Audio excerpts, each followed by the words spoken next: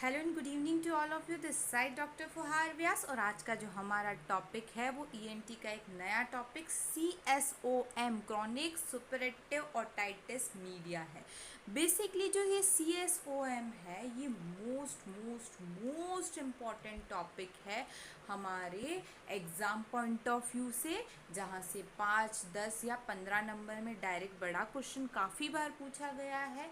साथ ही as a practitioner, as a clinician, as a doctor जब आप ओपीडी में बैठते हैं तो काफ़ी मरीज़ आपके पास में आते हैं जो कि कंप्लेन करते हैं ईयर से डिस्चार्ज की, और पॉसिबिलिटी में हमें CSOM की condition chronic suppurative otitis media की कंडीशन देखने को मिलती है। तो आज का जो भी हमारा ये टॉपिक रहेगा ये ना सिर्फ थ्योरेटिकल पर्सपेक्टिव से बट प्रैक्टिकल लाइफ में हमें इसे कैसे देखना है, समझना है, उस पर्सपेक्टिव से भी मोस्ट इम्पॉर्टेंट रहेगा। तो let we start CSOM chronic suppurative otitis media.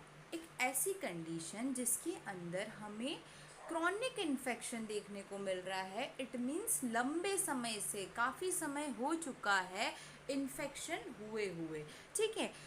कहाँ देखने को मिल रहा है? तो otitis media, it means middle ear के अंदर, यानी हम कह सकते हैं कि 6 हफ्तों से ज़्यादा के समय में होने वाला इन्फेक्शन जो कि मिडल ईयर को अफेक्ट करता है, मिडल ईयर से डिस्चार्ज लाता है, परफोरेशन करता है टिम्पैनिक मेम्ब्रेन की। इस कंडीशन को हम किससे कोरिलेट करते हैं? CSOM यानी कि क्रॉनिक सुपरेटिव ओटाइटिस मीडिया से कोरिलेट करते हैं। तो बेसिकली हमने पहले इसका मतलब समझने की कोशिश करी है कि CSOM की फुल फॉर्म क्या थी। अब हम इसके डेफिनेशंस पे आएंगे। तो डेफिनेशन हमें बताती है कि CSOM is a chronic infection of a middle ear cleft mucosa characterized by ear discharge perforation of tympanic membrane। तो बेसिकली हमें CSOM के अंदर क्या पता चला कि सबसे पहले ये क्या है? क्रॉनिक इन्फेक्शन है। कहाँ पर हो रहा है? मिडल ईयर में हो रहा है। और इसमें हमें जो बेसिकली इम्पॉर्टेंट चीज़ देखने को मिलती है वो है ईयर डिस्चार्ज, और टिम्पैनिक मेम्ब्रेन के अंदर हमें क्या देखने को मिलता है? परफोरेशन देखने को मिलता है। तो कोई भी अब आपसे पूछेगा कि CSOM की डेफिनेशन क्या है तो आपको 3 पॉइंट पे याद रखना है। सबसे पहले तो उसकी फुल फॉर्म हो गई कि क्रॉनिक सुपरेटिव ओटाइटिस मीडिया, एक इसकी फुल फॉर्म है CSOM की, ठीक है। दूसरी चीज़ जो आपको याद रखनी है, क्या याद रखनी है? क्रॉनिक इन्फेक्शन हो रहा है। क्रॉनिक इन्फेक्शन हमें देखने को मिल रहा है, किस में देखने को मिल रहा है?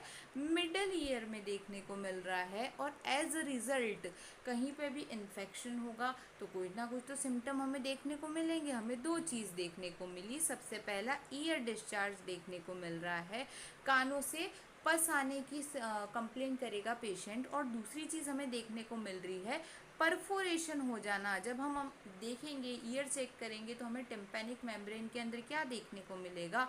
परफोरेशन देखने को मिलेगा। तो ये हो गया हमारी CSOM की डेफिनेशन। अब इसमें एक बहुत इम्पॉर्टेंट पॉइंट है जो हमें याद रखना है, वो है इसका ड्यूरेशन।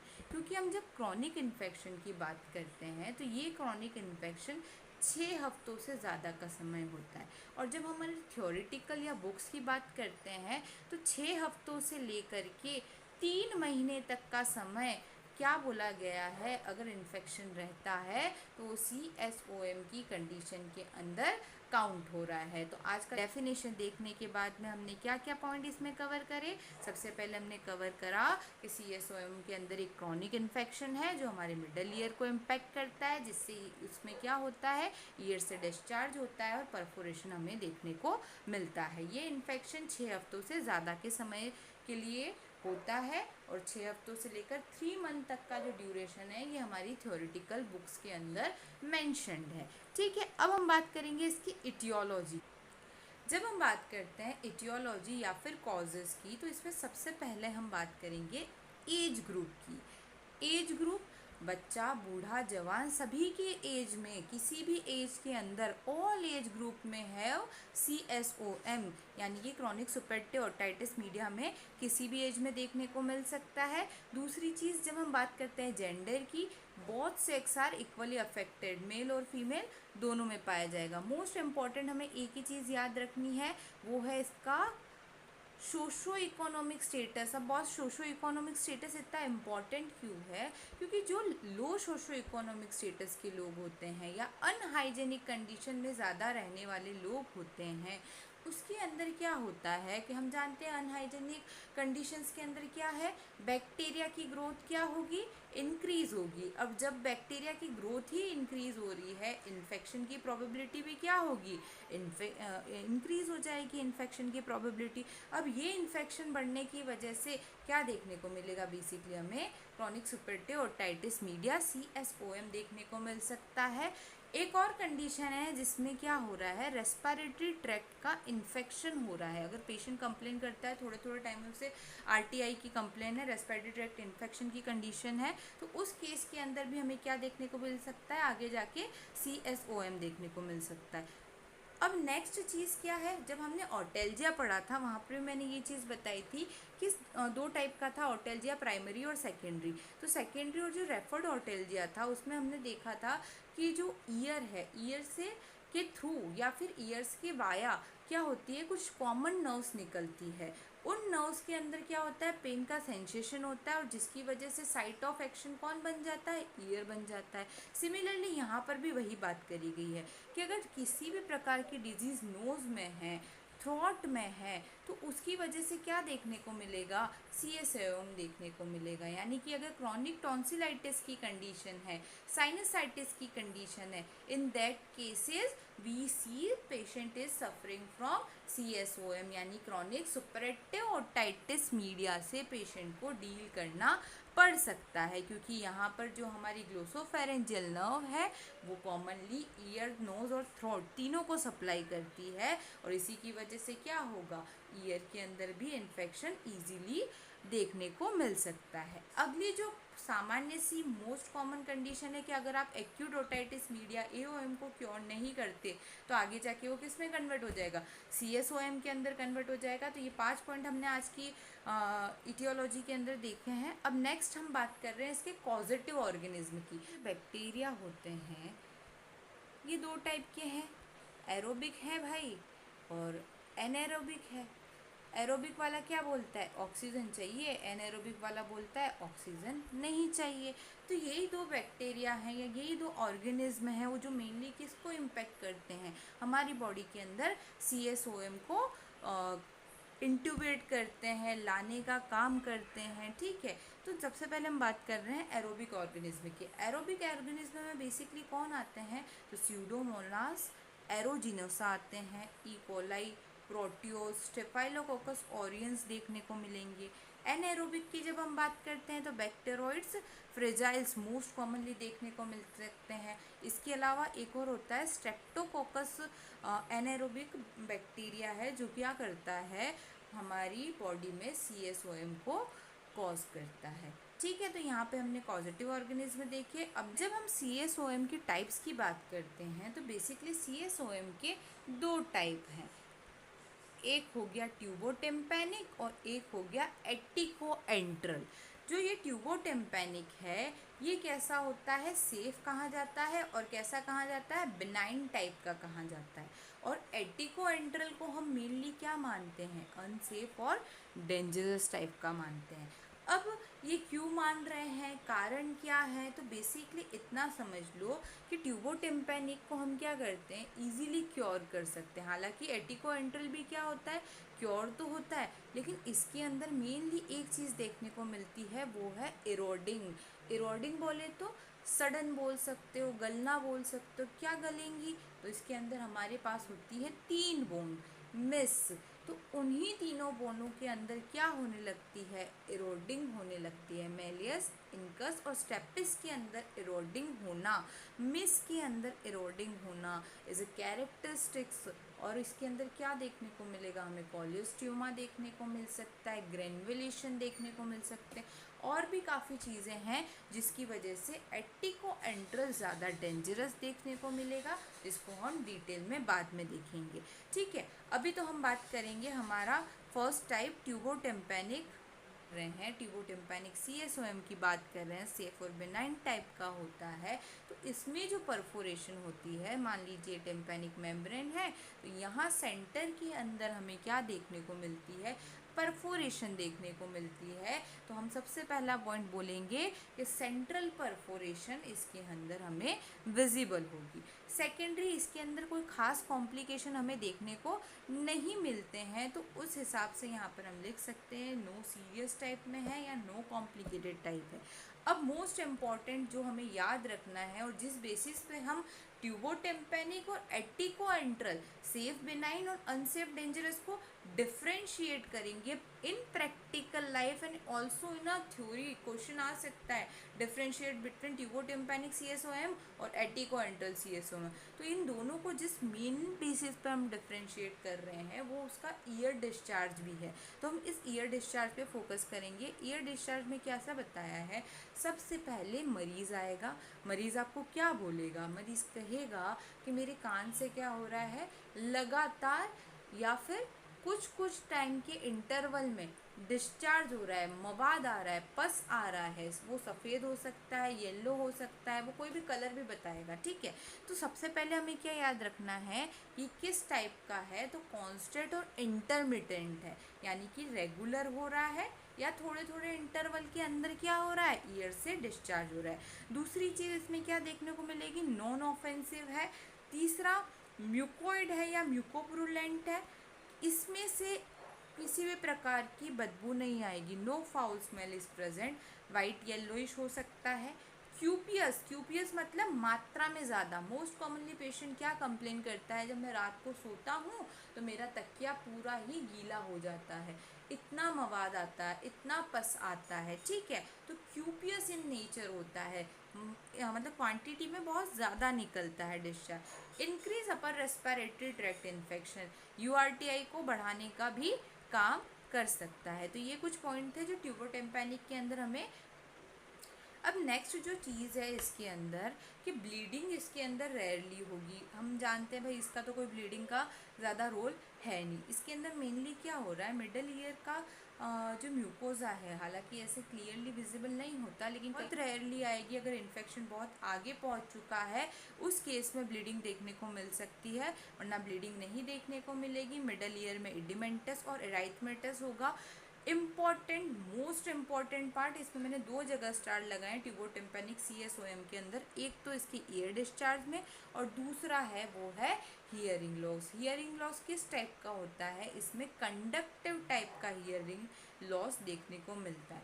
ग्रेन्युलेशन अनकॉमन क्या देखने को ही नहीं मिलते हैं। 90% केसेस के अंदर क्या होता है, ग्रेन्युलेशन हमें नहीं देखने को मिलते हैं। वो किस में देखने को मिलेंगे, एटिकोएंट्रल में देखने को मिलेंगे।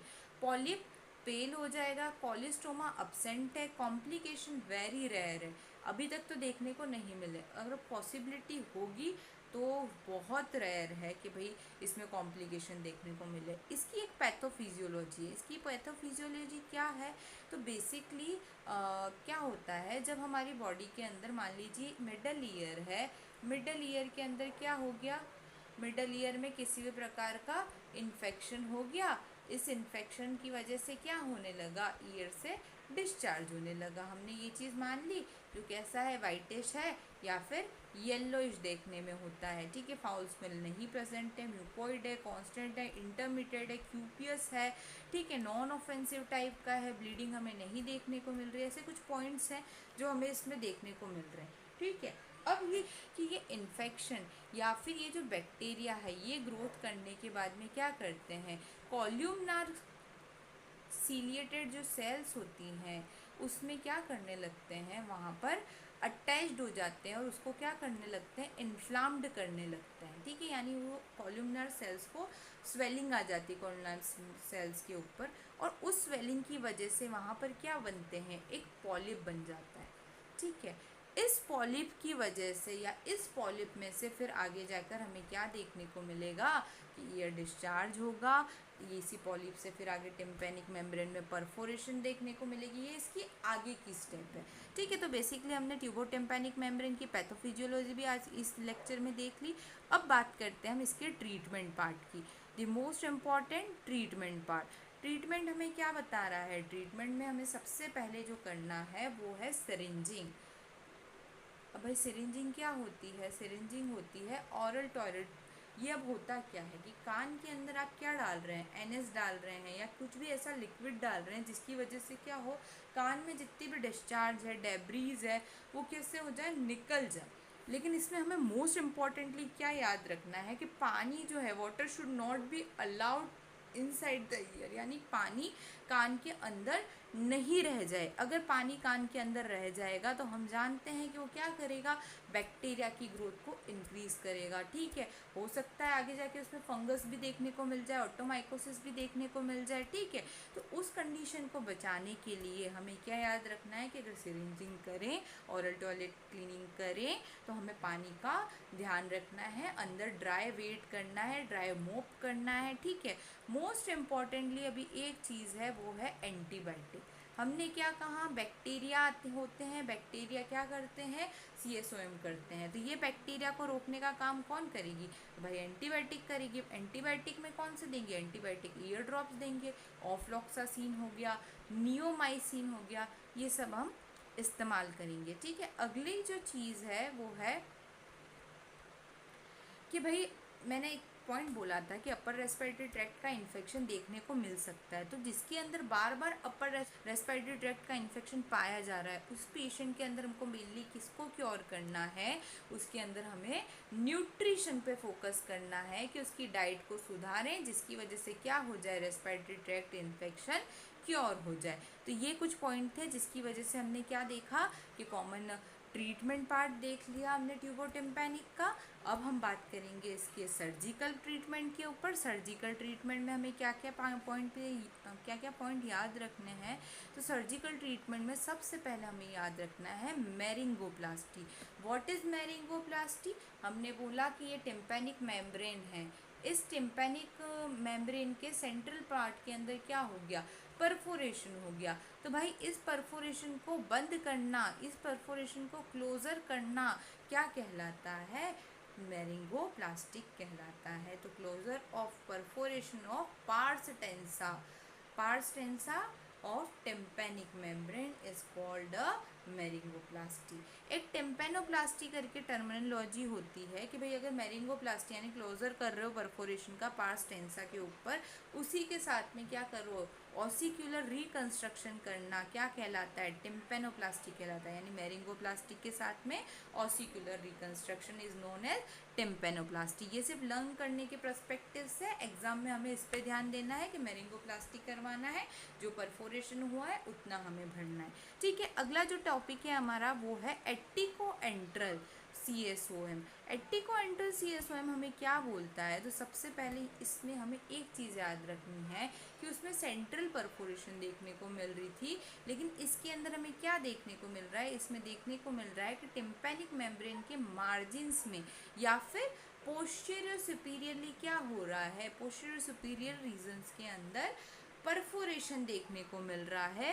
ठीक है, तो ये किस में आ जाएगा? एटिकोएंट्रल CSOM के अंदर आ जाएगा। सेकंड चीज़ हमें याद रखनी है, ये सीरियस कॉम्प्लिकेशन होते हैं इसके अंदर। ठीक है, कान का अगर इस केस में इलाज नहीं कराया जाए तो हियरिंग लॉस तो परमानेंट टाइप में भी देखने को मिलेगा, लेकिन उसी के साथ साथ क्या होगा? ये अंदर की जो बोन्स है उसको इरोड कर देगी, तो जो बैलेंसिंग होती है बॉडी के अंदर उसमें भी हमें इम्पैक्ट देखने को मिल सकता है। ठीक है, हो सकता है इसकी वजह से इन्फेक्शन ब्रेन में चला जाए, हो सकता है हमें मेनिंजाइटिस देखने को मिले, टेम्पोरल एब्सेस देखने को मिले। ठीक है, जो मैं बोल रही थी बोन इरोडिंग प्रॉपर्टीज़ हैं। तो एटिकोएंट्रल CSOM के अंदर हमने सबसे पहले पढ़ा क्या? मार्जिन या फिर पोस्टीरियर सुपीरियर रीजन्स के अंदर क्या हो रहा है? मिडल ईयर के परफोरेशन हो रहा है, जिसको हम एटिकोएंट्रल CSOM कह रहे हैं। ये सीरियस टाइप का कॉम्प्लिकेशन करने वाला होता है, बोन इरोडिंग प्रॉपर्टीज़ प्रेजेंट है इसके अंदर। अगर इसको हम क्योर नहीं करते तो ये मेनिंजाइटिस कर सकता है, ठीक है, बेल्स पाल्सी कर सकता है, ठीक है। पॉसिबल है कि टेम्पोरल रीजन के अंदर हमें क्या देखने को मिले, टेम्पोरल एब्सेस देखने को मिले, एक्सेट्रा एक्सेट्रा कंडीशन हमें इसके अंदर कॉम्प्लिकेशन फॉर्म में देखने को मिल सकती है। अब हम बात करते हैं ईयर डिस्चार्ज की। जब हम बात करें अंदर हम क्या कह रहे हैं, रेगुलर टाइप में या फिर कंटिन्यूस टाइप का ईयर डिस्चार्ज है। एयर डिस्चार्ज कंटिन्यूस टाइप का है, प्रूलुएंट है, फाउल स्मेल इसके अंदर प्रेजेंट होगी, जो टेक्सचर या कलर होगा वो ब्राउनिश, ग्रीनिश और येलोइश देखने को मिल सकता है। इसके अंदर जो ब्लीडिंग है may be present because of granulation. अब ये ग्रेनुलेशन क्या है, तो जो टिश्यू है वहाँ पर उसमें क्या हो जाएगी, रेडनेस हो जाएगी और एक इस गुच्छे टाइप का एक स्ट्रक्चर क्रिएट कर देगी, इराइथीमा कनेक्ट कर देगी, उसको क्या बोलते हैं, ग्रेनुलेशन बोल देते हैं। तो ये ब्लीडिंग देखने को मिलेगी इस ग्रेनुलेशन की वजह से। स्केंटी होंगे, स्केंटी मतलब मात्रा में तो कम है लेकिन ये क्या कर रहे हैं, गाढ़े हैं, गाढ़ा डिस्चार्ज है, मात्रा में कम है, affected with upper respiratory tract infection. इसके अंदर यूआरटीआई का ज़्यादा इन्फेक्शन हमें देखने को नहीं मिलेगा। अगला जो पॉइंट है वो है पॉलिप। पॉलिप हमने उसमें क्या पढ़े थे पहले, इसके अंदर कैसे हो जाते हैं, रेड और फ्लैशी हो जाते हैं। कॉलिस्टियोमा की बात करिए, इसमें प्रेजेंट होते हैं। अब ये कॉलिस्टोमा क्या होता है, एक तरह का स्किन की ओवरग्रोथ मान लो या स्किन टैग मान लो, जिसकी वजह से क्या होने लगता है, एक्शन है वो डीप जाने लगता है, ठीक है। डीपनेस जो इम्पॉर्टेंट है, डीपनेस क्या है कि भाई इसमें मिक्स्ड टाइप की डीपनेस प्रेजेंट होगी। मैंने उसमें बताया था कंडक्टिव टाइप की थी, इसमें मिक्स्ड टाइप की डीपनेस प्रेजेंट है, ग्रेनुलेशन कॉमनली प्रेजेंट है। कॉमन कॉम्प्लिकेशन हमें कॉम्प्लिकेशन इजीली देखने को मिलेंगे तो कॉम्प्लिकेशन कॉमन है। हियरिंग लॉस इंपॉर्टेंट है, मिक्स्ड टाइप का इसके अंदर हियरिंग लॉस हमें देखने को मिल रहा है। अब हम बात करते हैं कुछ इन्वेस्टिगेशंस की। बेसिकली इसके अंदर हमें इन्वेस्टिगेशन पार्ट में क्या करा सकते हैं, तो इसमें इन्वेस्टिगेशन के अंदर तो एक तो हो गया ऑडियोमेट्री टेस्ट है, ठीक है। अगर हियरिंग इम्पैक्ट हो रही है तो हम ऑडियोमेट्री टेस्ट करवा सकते हैं, एक्सरे करवा सकते हैं, मेस्टोइड बोन ब्रेन में वगैरह कहीं इन्फेक्शन है तो हम उसके हिसाब से सीटी स्कैन करा सकते हैं, एनसीसीटी हेड करवा सकते हैं। कॉम्प्लिकेशंस की कि भाई इस केस में हमें क्या क्या कॉम्प्लिकेशन देखने को मिलेंगे, तो बेसिकली पेन है, वर्टिगो है, डायप्लोपिया है, परसिस्टेंट हेडेक हो गया, फीवर हो गया, मेस्ट्रोडाइटिस हो गया। इसके अलावा मैंने बताया टेम्पोरल एब्सेस हो गया, मेनिंजाइटिस देखने को मिल सकता है। मेनिंजाइटिस के अलावा बेल्स पाल्सी या फिर फेशियल पाल्सी देखने को मिल सकता है। इसके अलावा क्या देखने को मिल सकता है, तो कैवर्नोसा साइनोसिस देखने को मिल सकता है। Complication of CSOM।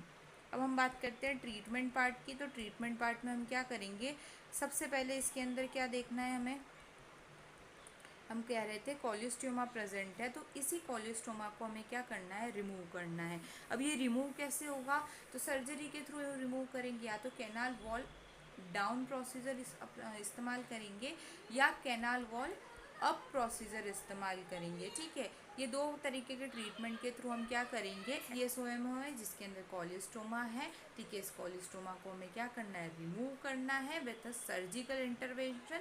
तो हम क्या कर रहे हैं, सर्जरी में सबसे पहले कैनाल वॉल डाउन प्रोसीजर का इस्तेमाल कर सकते हैं या फिर कैनाल वॉल अप प्रोसीजर का इस्तेमाल कर सकते हैं। कंजर्वेटिव मैनेजमेंट किसके लिए, जिसके अंदर सर्जरी के लिए अनफिट पर्सन है, उसके अंदर हमें क्या करना है, कंजर्वेटिव मैनेजमेंट देना है। वही एंटीबायोटिक्स देंगे, ठीक है। एंटीबायोटिक्स में हमने देख ही लिखा है, नियोमाइसिन हो गई, ऑफ्लोक्सासिन हो गई, ठीक है, सिप्रोफ्लोक्सासिन हो गया, ये सब हम दे सकते हैं, ठीक है। इसके अलावा हम क्या देंगे, हाइजीन का ध्यान रखने को बोलेंगे। सबसे पहले पेशेंट को अगर बात करी जाए तो हाइजीन का ध्यान रखने को बोलेंगे। इस हाइजीन के अंदर हम क्या क्या बोलेंगे, भाई कानों में पानी नहीं जाना चाहिए, तुम्हें कानों के अंदर कोई सीख वगैरह नहीं डालनी चाहिए, ठीक है। इसके अलावा क्या करना है, कान में जितना हो सके गंदगी से दूर रखना है, ठीक है। ये कुछ कॉमन पॉइंट है जिसके बारे में हमें पेशेंट को बताना है। डाइट की बात करें तो जितना हो सके ग्रीन लीफी वेजिटेबल्स उसको प्रिस्क्राइब करेंगे, उसे बोलेंगे ग्रीनी वेजीज आप इंटेक करिए, साथ के अंदर फाइब्रस डाइट दे सकते हैं, ठीक है। ये कुछ कॉमन फैक्टर्स हैं जिसकी वजह से पेशेंट को रिकवरी करने में आसानी होगी। तो अगर आज का लेक्चर हमारा पसंद आए, तो इस लेक्चर पसंद आए तो लाइक करिएगा, शेयर करिएगा, सब्सक्राइब करिएगा। Thank you all of you.